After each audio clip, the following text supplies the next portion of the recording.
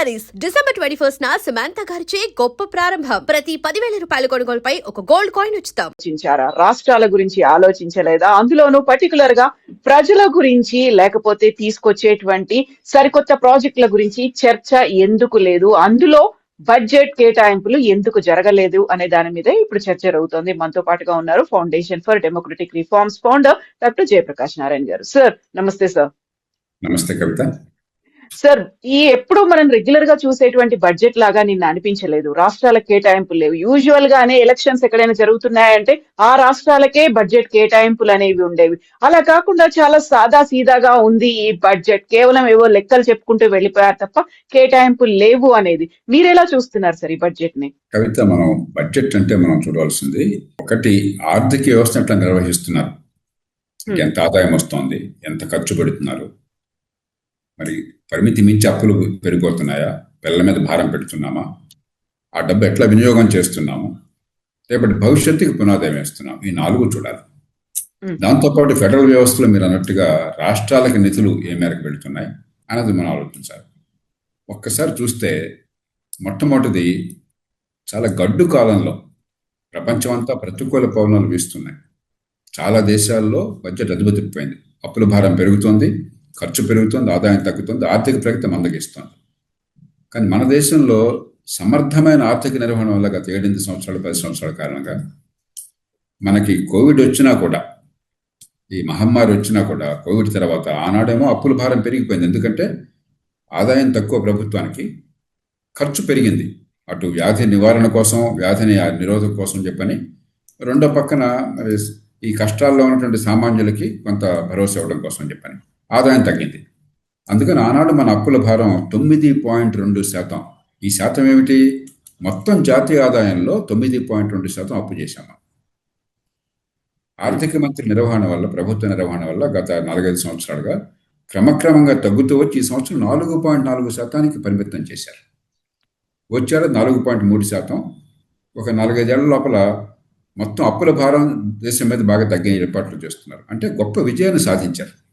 మామూలు అంకెలు చెప్పడం తప్ప, అప్పులు పెరగడం తప్ప విజయం సాధించలేదు. తెలంగాణ తీసుకొని, ఆంధ్రప్రదేశ్ తీసుకోండి, ప్రతి సంవత్సరం అప్పుల భారం పెరుగుతోంది, ప్రతి సంవత్సరం లోటు పెరుగుతోంది, అప్పు తీసుకునే మొత్తం పెరుగుతోంది, ద్రవ్య లోటు అని చెప్పటం, ఫిజికల్ డెఫిసిట్ అది పెరుగుతోంది. కానీ జాతీయ స్థాయిలో తగ్గుతోంది. మన పిల్లలకు మంచిది. ఇది మొట్టమొదటి అర్థం చేసుకోవాలి. రెండోది, ఆదాయమో ఖర్చు గురించి మాట్లాడాం. మనం ఏ రకంగా ఖర్చు పెడుతున్నారు?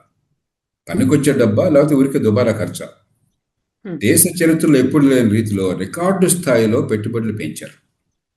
ఈ సంవత్సరం ఉదాహరణకు ప్రవేశపెట్టిన బడ్జెట్లో మొత్తం కలిపి 17 లక్షల కోట్ల రూపాయల పైచిలకు మౌలిక సదుపాయాలు కావచ్చు, రోడ్లు కావచ్చు, లేకపోతే రైల్వేలు కావచ్చు, ఇవన్నీ ఎక్కడొస్తాయి? ఇవన్నీ ఢిల్లీలో రావట్లా, రాష్ట్రాల్లోనే వస్తున్నాయి. ఇందాక మీరు అన్నారు ఉదాహరణ రాష్ట్రాలకు పెట్టుబడులు అని చెప్పని. ఉదాహరణకు 7 హైస్పీడ్ ట్రైన్స్ గురించి మాట్లాడారు. దానిలో 3 తెలుగు ప్రజలకు పనికొచ్చాయి. పూనా నుంచి హైదరాబాద్కి, హైదరాబాద్ నుంచి బెంగళూరుకి, హైదరాబాద్ నుంచి చెన్నైకి. ఎక్కడ వచ్చేది? ఢిల్లీకి పనికి వచ్చేది కాదు, మనకు పనికి వచ్చేవి. అటు ఆంధ్రప్రదేశ్కి, ఇటు తెలంగాణకి. ఎందుకంటే హైదరాబాద్ నుంచి బెంగళూరుకి వెళ్ళి రాయలసీమ నుంచి పోతుంది, హైదరాబాద్ నుంచి చెన్నైకి పోయేది కోస్తాంధ్ర నుంచి పోతుంది. కాబట్టి దానికి వేరే చెప్పక్కర్లా. ఊరికి ఆర్భాటం చేసి ఆంధ్రప్రదేశ్కి ఇచ్చాం, తెలంగాణకి ఇచ్చాం, ఇట్లా ఉండదు. ఇది జాతీయ బడ్జెట్. జాతీయ స్థాయిలో వాళ్ళ బాధ్యతలు వేరు, వాళ్ళ వనరులు వేరు. రాష్ట్రాల్లో బాధ్యతలు వేరు, వనరులు వేరు. దాని తగ్గట్టు ఢిల్లీ నుంచి డబ్బులు వస్తాయి. ఇక తర్వాత చూడవలసింది, జాతీయ స్థాయి నుంచి ఏ మేరకు రాష్ట్రాలకు వస్తుంది. నేను యాక్చువల్ అంకెలు చెప్తున్నాను మీకు. ఈ సంవత్సరం 26,20,769 కోట్ల రూపాయలు రాష్ట్రాలకి ఢిల్లీ నుంచి బదిలీ అవుతుంది. 26 లక్షల కోట్ల రూపాయలు. 74 అంటే ఏం మాట్లాడుతాం మనం? లక్షల కోట్ల రూపాయలు చిలపెంకులా కనిపిస్తున్నాయి మనకి. దీనిలో అంటే దాన్ని అర్థం చేసుకోవాలంటే, జాతీయ స్థాయిలో వచ్చేటువంటి పన్నుల వాటాలో 59.6%, అంటే 60% రాష్ట్రాలు పెడుతుంది. మొత్తం జాతీయ స్థాయికి వచ్చే పన్నుల ఆదాయంలో 60% రాష్ట్రాలకు పోతుంది. పన్నులు కాకుండా మిగతా ఆదాయం లెక్క పెట్టినా కూడా 56% రాష్ట్రాలకు పెడుతుంది. మరి దీనిలో అన్ని రాష్ట్రాలు, ఇక మరి జాతీయ బడ్జెట్లో మీ ఊరికి ఎంత ఇచ్చాం, మీ జిల్లాకి ఎంత ఇచ్చాం, మీ మండలాకి ఎంత ఇచ్చాం రాస్తారా? అదే మనం చెప్పాల్సింది. కాబట్టి దీనిలో ఏంటంటే విషయం తెలియకుండా ఇక ప్రతికూల పరిస్థితుల్లో అమెరికా వాళ్ళేమో మన మీద 50% టారిఫ్లు వేశారు. ఎగుమతులు అమెరికాకి ఆగిపోయినాయి. మరి ఇది ప్రపంచం అంతా ఒక ట్రంప్ గారి పుణ్యం అత్తరకొత్తలం అవుతోంది. యుక్రెయిన్ యుద్ధం వల్ల కానీ రేపు ఇరాన్లో రావచ్చు, మరో చోట రావచ్చు, ఏమవుతుందని గందరగోళంగా ఉంది. ఈ పరిస్థితుల్లో భవిష్యత్తు పదిలపరచడం కోసం ఏర్పాట్లు చేయాలి. రాబోతున్న కాలంలో ఆర్థిక ప్రగతి ఏర్పాట్లు చేయాలి. చాలా పకడ్బందీగా ఏర్పాట్లు చేశారు. బడ్జెట్లో కొరతలు లేవు కాదు, నా దృష్టిలో 2 కొరతలు ఉన్నాయి. ప్రభుత్వ రంగ సంస్థలను ప్రైవేటీకరించడం అసలు పెద్దగా పట్టించుకోవట్లేదు. 70 లక్షల కోట్ల రూపాయలు ప్రభుత్వ రంగ సంస్థల్లో మునిగిపోయింది. మన డబ్బు, ప్రజల పన్నుల డబ్బు అక్కడికి పోయింది.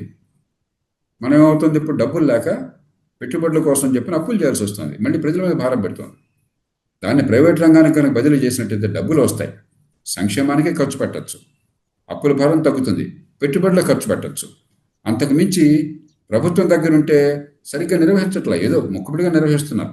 అదే ప్రైవేట్ రంగంలో ఉంటే విపరీతంగా మార్కెట్ షేర్ పెరుగుతుంది, టర్న్ ఓవర్ పెరుగుతుంది, లాభాలు పెరుగుతాయి, ప్రభుత్వానికి పన్నులు పెరుగుతాయి, ఆర్థిక వ్యవస్థ పెరుగుతుంది, ఆర్థిక ప్రగతి పెరుగుతుంది, ఉద్యోగాలు కలుగుతాయి. దాని మీద పెద్దగా ఆలోచించట్లా, భయపడుతున్నారు, రాజకీయంగా ఇబ్బందులు అవుతాయని చెప్పాను. రెండవది, చిన్న పట్టణాల మీద గట్టిగా దృష్టి పెట్టాలి. ఆర్థిక మంత్రి గారు చిన్న పట్టణాల గురించి మాట్లాడారు, టైర్ 2, టైర్ 3 సిటీస్ అని మాట్లాడారు. కానీ పెద్దగా వ్యూహాత్మకంగా గట్టిగా ప్రయత్నం కనిపించలేదు. ఎందుకంటే 90% మన దేశంలో అసంఘటిత రంగంలో నెల జీతం లేని వాళ్ళు, ఉద్యోగ భద్రత లేని వాళ్ళు ఉన్నారు. ఎక్కడికక్కడ ఏ జిల్లాకు ఆ జిల్లా, చిన్న పట్టణాల్లో ఇవాళ కరెంట్ ఉన్నది, కంప్యూటర్లు ఉన్నాయి, డిజిటల్ టెక్నాలజీ ఉన్నది, టీవీ ఉన్నది, రోడ్లు ఉన్నాయి. మనం ఇక్కడ అన్నీ ఇక్కడ హైదరాబాద్లో పెట్టాల్సిన అవసరం లేదు, చెన్నైలో పెట్టాల్సిన అవసరం లేదు. ఆ చిన్న పరిశ్రమలు, చిన్న ఆదాయాలు వచ్చి అక్కడ పెట్టేస్తే సంఘటిత రంగంలోకి పెడతారు, మధ్యతరగతి మనకు తయారవుతారు. దాని మీద కూడా దృష్టి పెంచాలి. కానీ నిజమైన సమస్య రాష్ట్రాల్లో ఉంది. కొన్ని రాష్ట్రాలేమో చాలా జాగ్రత్తగా ఆరోగ్యంగా, ఆర్థిక వ్యవస్థను ఆరోగ్యంగా కాపాడుకుంటున్నాయి. ఉదాహరణ గుజరాత్, మహారాష్ట్ర, ఒరిస్సా, చాలా మేరకు ఉత్తరప్రదేశ్ లాంటి రాష్ట్రాలు. కొన్ని రాష్ట్రాలు ఆర్థిక పరిస్థితి అధ్వానం చేసుకుంటున్నాయి, అప్పుల భారాన్ని పెంచుకుంటున్నాయి, అప్పుల డబ్బంతా కూడా దుబారా ఖర్చు చేస్తున్నాయి, లేదా తాత్కాలికంగా తయారు ఖర్చు పెడుతున్నాయి, ఆర్థిక ప్రగతికి పెట్టుబడి పెట్టట్లా. తెలంగాణ మనం చూసాం, చాలా సంపన్న రాష్ట్రం, ఇవాళ జీతాలు ఇవ్వడం కష్టంగా ఉంది.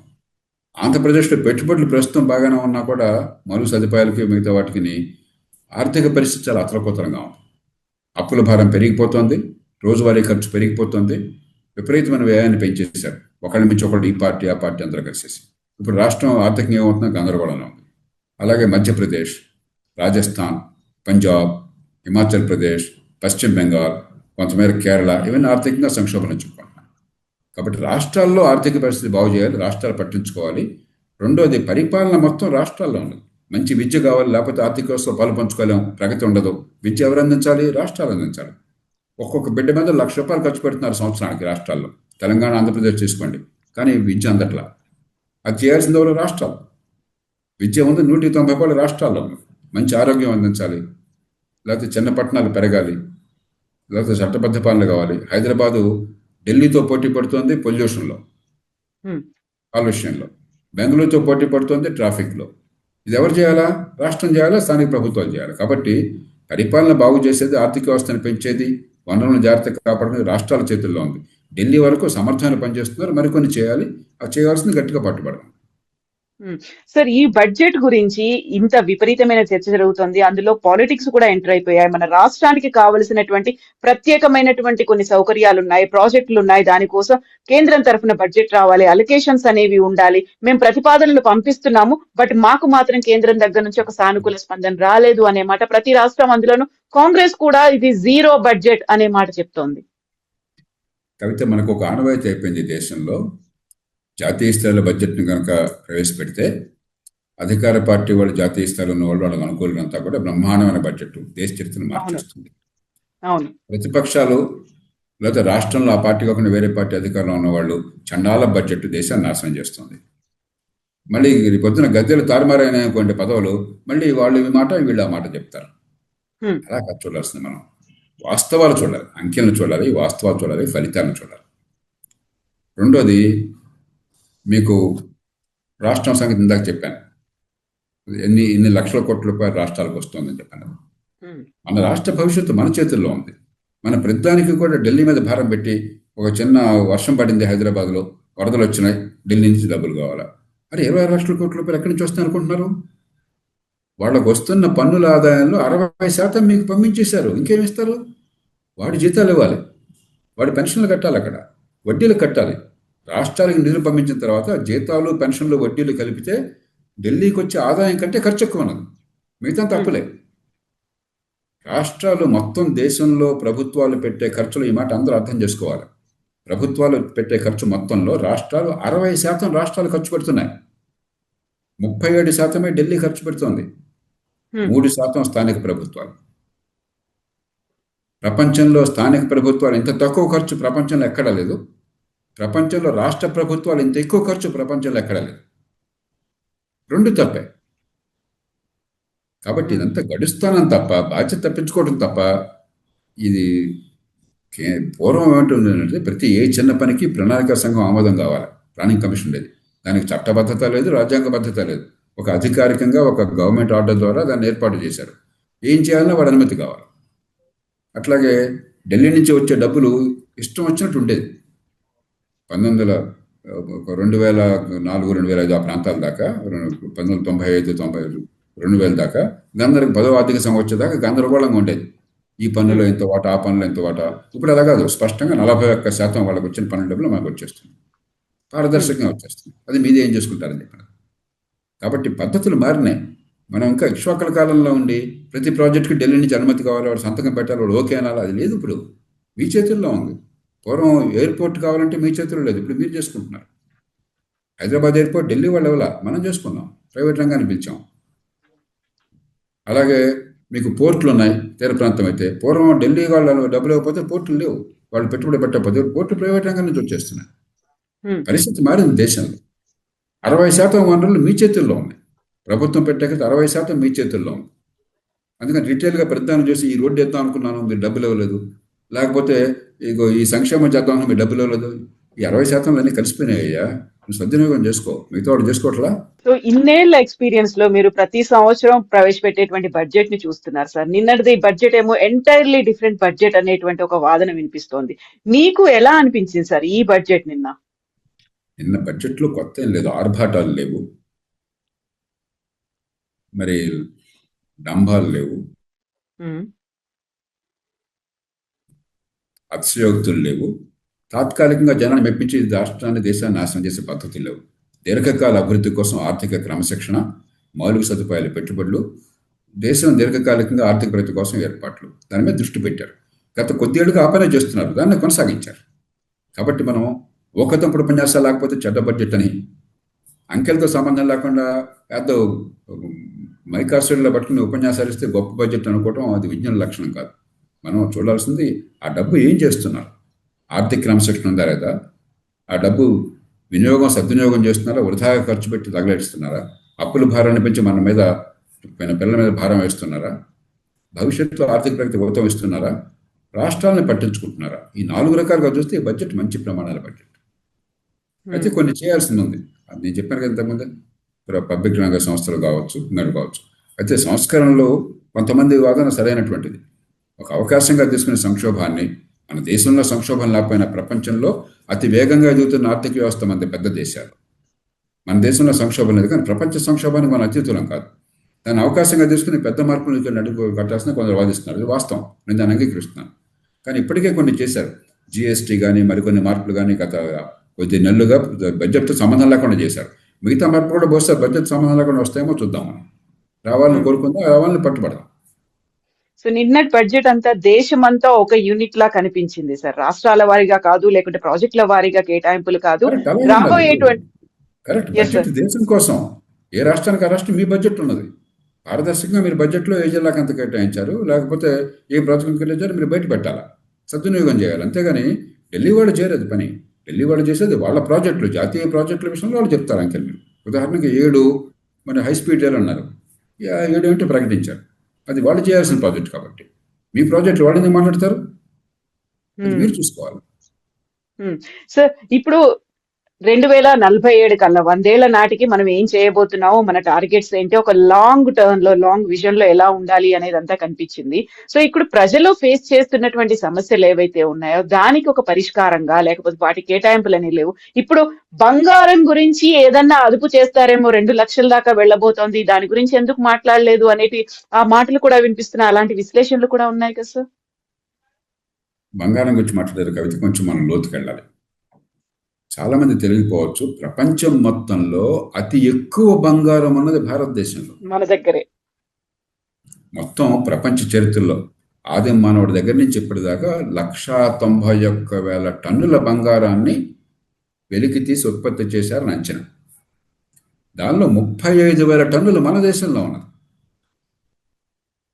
దాని విలువ మీరు ఈవేళ గనక రూపాయల్లో లెక్కడితే, డాలర్లు లెక్కడితే ఉదాహరణకి, దాని విలువ సుమారుగా $5 ట్రిలియన్ పైన ఉన్నది. హ్మ్. $5 ట్రిలియన్ పైన ఉన్నది.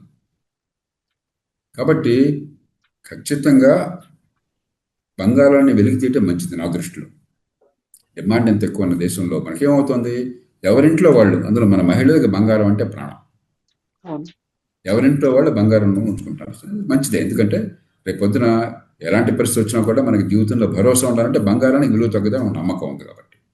కానీ ఏమవుతుంది, ఇనపెట్లో మీరు నిధి పెట్టేసి పాతరేస్తే ఉపయోగపట్టలా. కాబట్టి బంగారం ఎవరిది వాళ్ళకి ఉండేట్టుగా చేస్తూనే దాన్ని మార్కెట్లోకి తీసుకొచ్చామనుకోండి, బంగారము డాలర్లతో సమానం, విదేశీ మారద్రవ్యం ఉన్నట్లు లెక్క. కొంతైనా బంగారం బయటకు వచ్చిందనుకోండి, మీ బంగారం పోకుండా, మీ బంగారానికి ఇప్పుడు ఏమీ రావట్లా, మరి సంవత్సరానికి ఎంత కొద్దిగానే మన వడ్డీ ఇచ్చారనుకోండి, బంగారం మన చేతుల్లో ఉంటుంది, మన పేరుతో బ్యాంకులో ఉంటుంది, మన కొద్దిపాటి వడ్డీ అదనంగా ఆదాయం కూడా వస్తుంది. ఆ పద్ధతి తర్వాత భద్రంగా ఉంటుంది, ఇంట్లో మన దొంగతనం చేస్తారని భయం ఉండదు. అలా పెట్టున్నాం అనుకోండి, అప్పుడేమవుతుంది, కొన్ని 10,00,00,000 కోట్ల రూపాయలు మార్కెట్లోకి వస్తాయి. దాన్ని పెట్టుబడులకు ఉపయోగించవచ్చు దేశంలో. ఇప్పుడు పెట్టుబడులు లేక విదేశాల నుంచి కానీ దేశం నుంచి కానీ పెట్టుబడులు సరిగ్గా అవసరం. ఇప్పుడు మనం పేద దేశాల్లో అవసరాలు ఎక్కువ, డబ్బులు తక్కువ, కాబట్టి పెట్టుబడులు ఎవరో పెట్టాల్సిన అవసరం ఉంటుంది.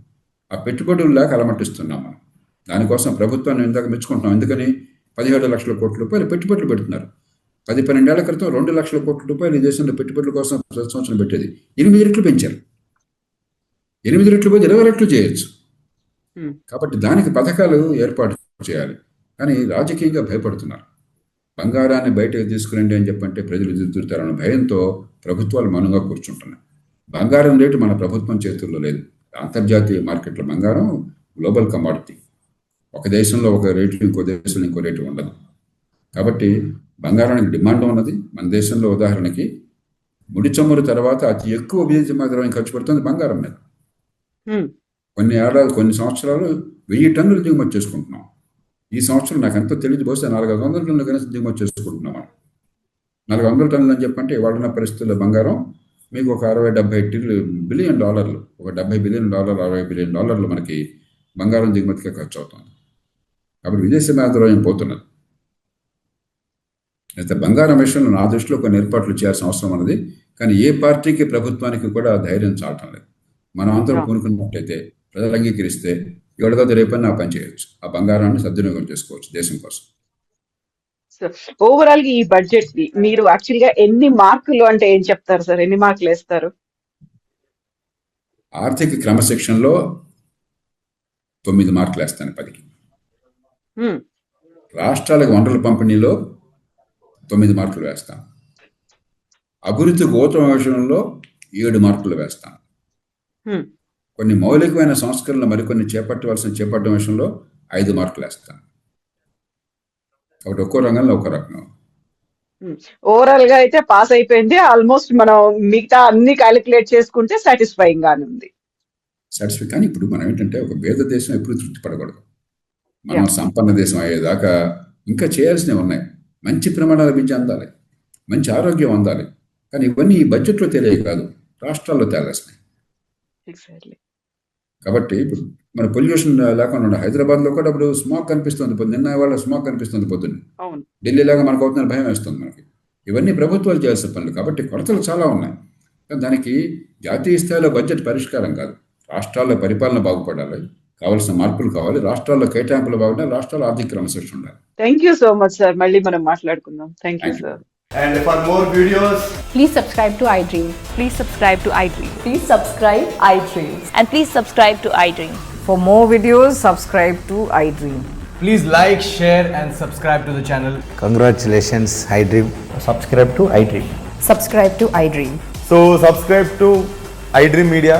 iDream ki iDream team andarki huge congratulations. Please subscribe iDream Media. Please subscribe to iDream.